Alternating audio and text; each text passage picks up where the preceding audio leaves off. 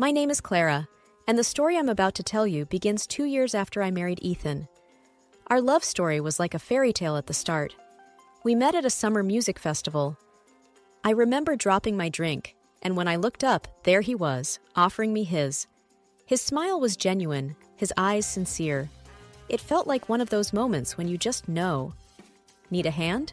he had asked, pointing at the spilled drink on the ground. I had laughed, feeling embarrassed.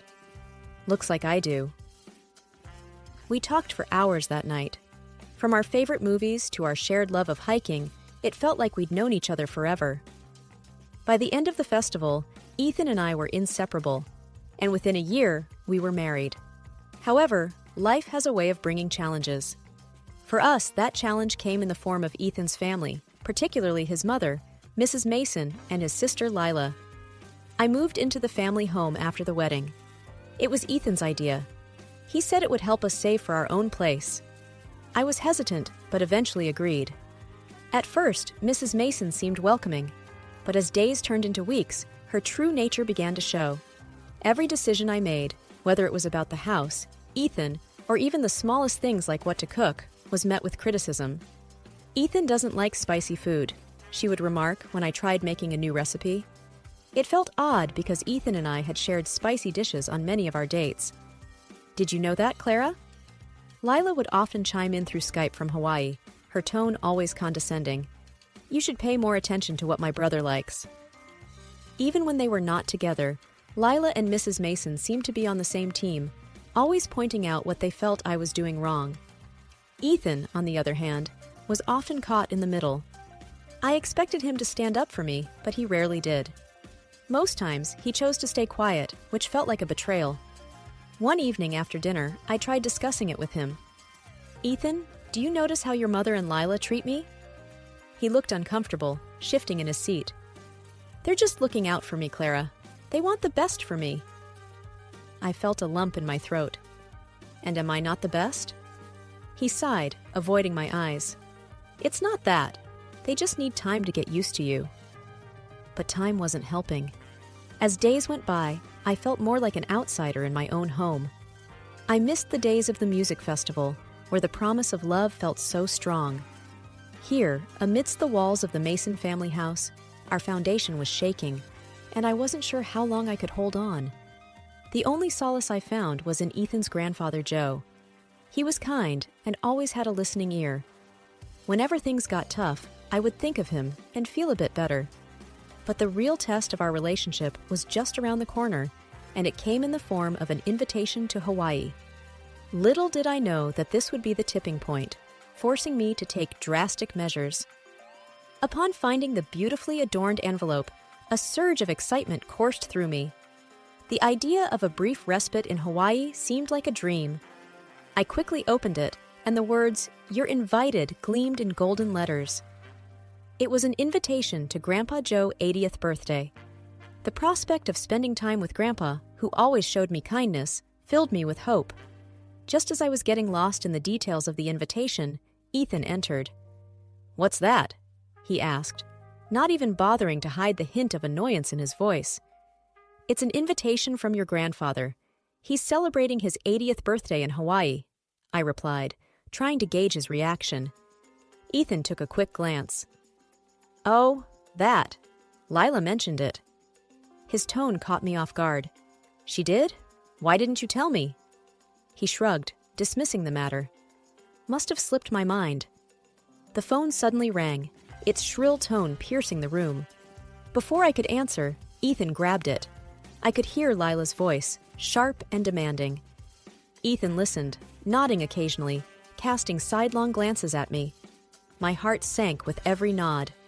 When he finally hung up, he looked squarely at me. "Lila thinks it's best if you stayed behind," he stated, with an air of finality. I was astounded.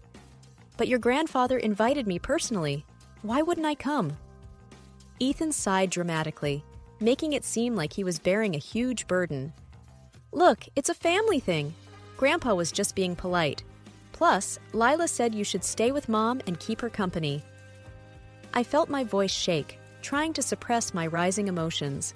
"Ethan, I'm your wife. Doesn't that mean anything to you?" I thought you'd stand up for me." Ethan smirked. "Always playing the victim, aren't you? Why do you always make things so difficult?"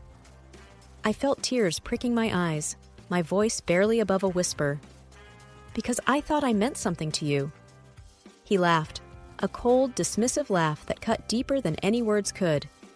"You think too much." It was clear to me then. My place in this family, or lack thereof, wasn't just Lila or Mrs. Mason's doing. Ethan was part of the problem. He was more than happy to let me bear the brunt of their disdain, to be their scapegoat, to keep the peace for himself. The invitation that had once promised a fresh start now felt like a cruel joke. I was alone in this, and if I was going to find my place, or escape from this trap, it would be on my own terms. The days following the revelation about the trip were thick with tension. I busied myself with work and chores, trying my best to stay out of Ethan's and Mrs. Mason's way. The hurt was still fresh, and every encounter was a painful reminder of my place, or lack thereof, in the family. Ethan was unusually quiet around me. Every time our paths crossed, he'd avoid eye contact, his guilt evident. But it wasn't guilt that would change anything. He was just uneasy about the confrontation. One evening, while Ethan was out and Mrs. Mason was in her room, I decided to pack for them. Call it a wife's duty, or maybe I was just trying to prove something to myself. Either way, I felt it was something I needed to do. I meticulously folded their clothes, making sure everything was in order. The Hawaii trip was supposed to be a joyful occasion, and even if I wasn't going, I wanted to make sure they had everything they needed. It was a silent way of showing that despite everything, I was still trying to be a supportive wife. As I was zipping up Ethan's suitcase, I noticed that it was strikingly similar to mine. Same size, same color, same brand. A mischievous idea began to form. I could switch the suitcases.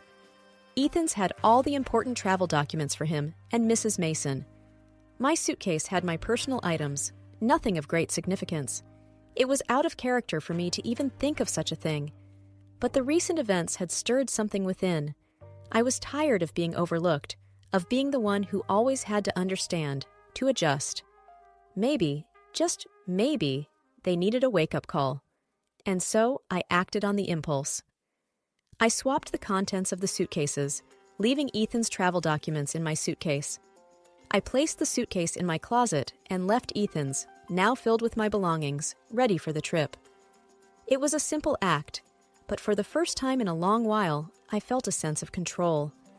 Whatever the outcome, it was a step, however small, towards reclaiming my worth. The next days would certainly be eventful. The morning sun streamed through the bedroom window, casting a soft golden hue across the room. I stretched, feeling surprisingly refreshed despite the weight of the recent events. As I sat on the bed, the reality of the suitcase switch began to sink in. I had done something bold, something completely out of character, and it gave me an unfamiliar sense of empowerment. As I sipped my morning coffee, my thoughts shifted to what would come next. Ethan and Mrs. Mason were scheduled to leave in a few days, and I had effectively blocked their plans. They would realize the switch at the airport, and the fallout would be significant. But was that enough? As these thoughts circled, my phone buzzed. It was Jessica, my close friend from university days. We had lost touch over the years, but our bond was one that time couldn't erode. "Hey, long time no chat. How have you been?" Jessica's message read. I hesitated for a moment before replying. "Hi, Jess. It's been a roller coaster. Can we talk?" Minutes later, my phone rang. "Clara?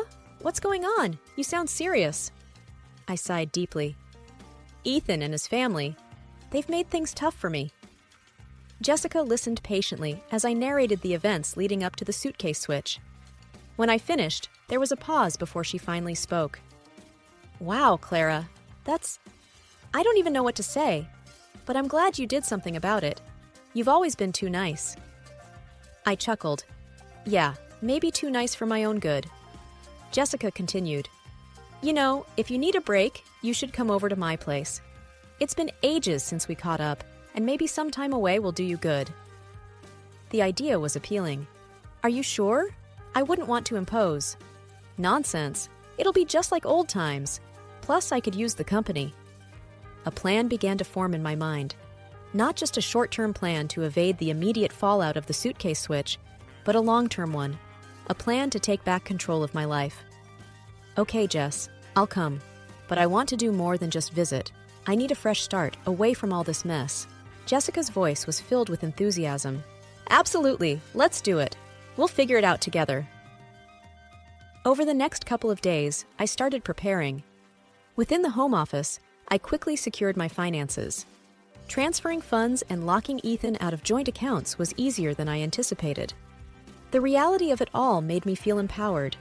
No longer would I let Ethan or his family control any aspect of my life, including my finances. I packed my essential belongings, making sure to leave Ethan's and Mrs. Mason's things untouched. When everything was packed and set, I allowed myself a brief moment of reflection. I thought of the love Ethan and I once shared, the dreams we had built together. But as quickly as the memories surfaced, I shut them out. This was not the time to get emotional. Every step felt like a step towards freedom.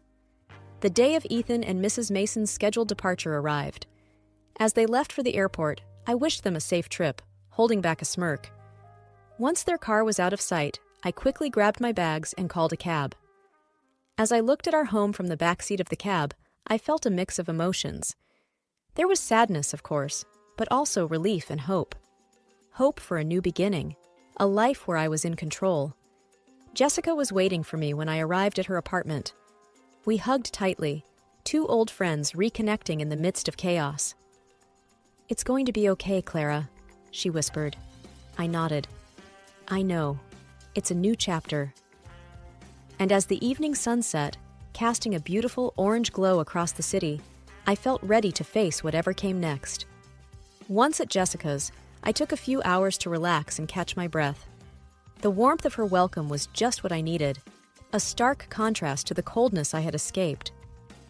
As evening approached, I remembered my phone, which I had purposely turned off. Curiosity and a bit of defiance prompted me to switch it on.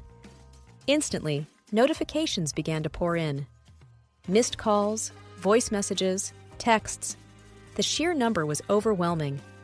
But rather than feeling anxious or fearful, a profound sense of satisfaction took over me. Each notification was evidence of the panic and confusion I had left in my wake. The number of them, each one a testament to their disarray, filled my heart with joy and vengeful pleasure. Jessica, spotting the triumphant glint in my eye, asked, "All good?" I showed her the barrage of missed calls, and we both shared a laugh. "Better than good," I replied. "To new beginnings and finding your own path," Jessica toasted, raising her glass. I clinked mine against hers. "To finally living for myself." Jessica and I were sprawled across her living room floor, with takeout boxes scattered around us, talking late into the night. We were sharing old stories, laughing at some of the mischief we got up to during our college days. It was comforting, and for a moment, I felt like my old self again. The moment was short-lived. My phone, which I'd left on the coffee table, began to ring. The screen showed Ethan's number. I hesitated for a moment, then picked it up. Jessica gave me a reassuring nod. "Hello?" I said cautiously. "Where are you?" Ethan's voice boomed from the other side.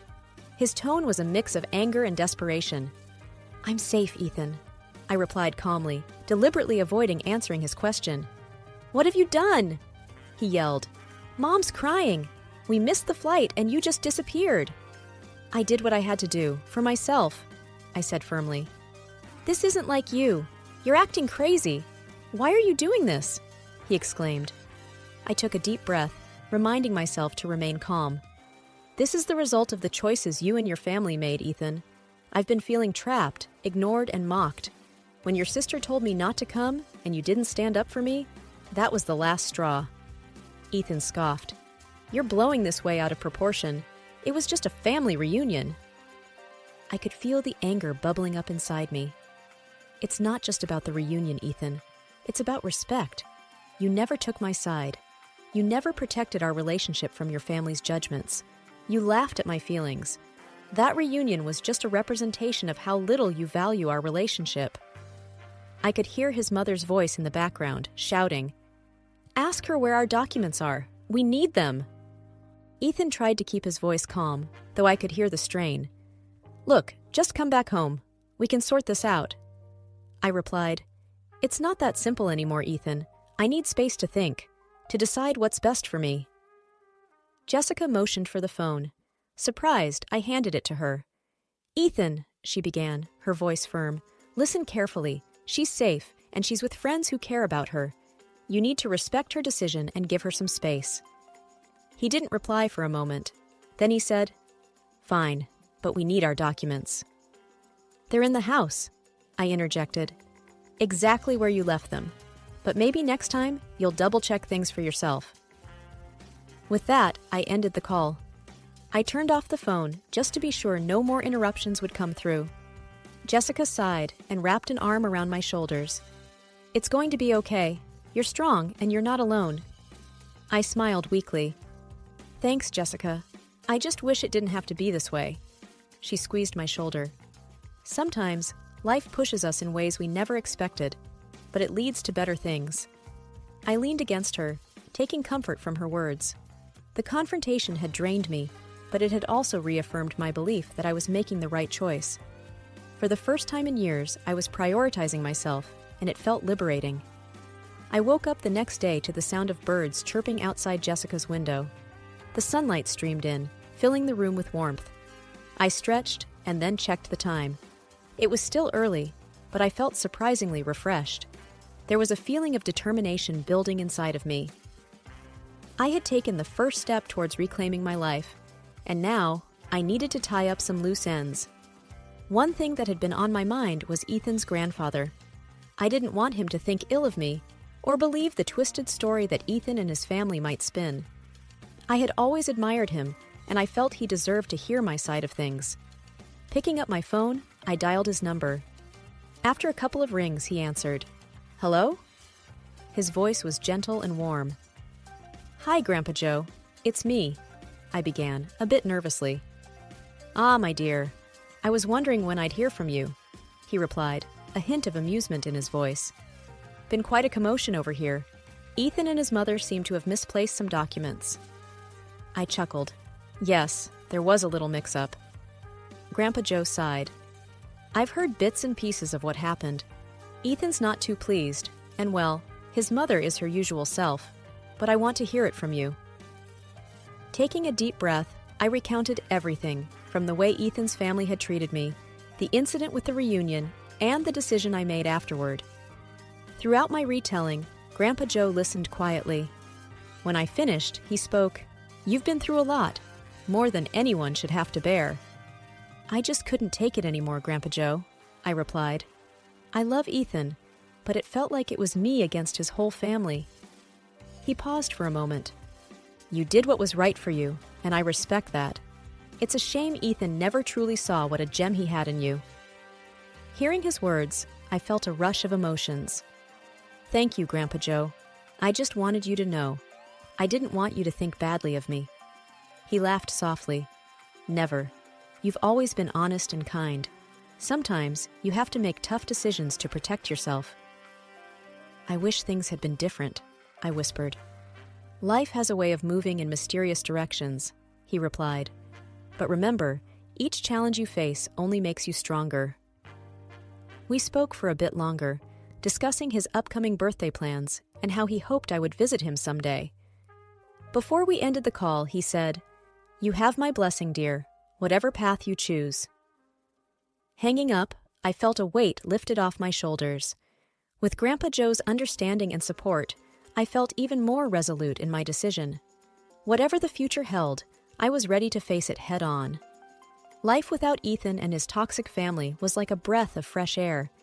It was as if I had been underwater for so long that I had forgotten what it felt like to simply breathe. Every morning, I woke up with a sense of purpose and joy. I no longer had to tiptoe around or constantly be on guard, dreading the next insult or confrontation. With each passing day, my self-worth grew. I started seeing a therapist who helped me understand that I deserved better. As weeks turned into months, my strength was evident, not just to me but to those around me.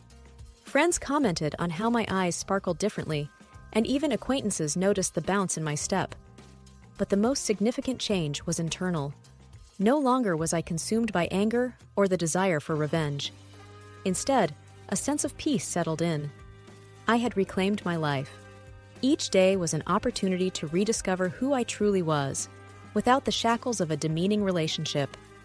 One evening, as I was settling in with a book, my phone buzzed. I picked it up and saw a message from Grandpa Joe. "Stay strong," it read. "You're doing better than you know." Grandpa Joe had become an unlikely pillar of support during my transition. His decision to change his will was a statement, but his continued messages and calls were a testament to his belief in me. Despite our limited past interactions, he became someone I could confide in.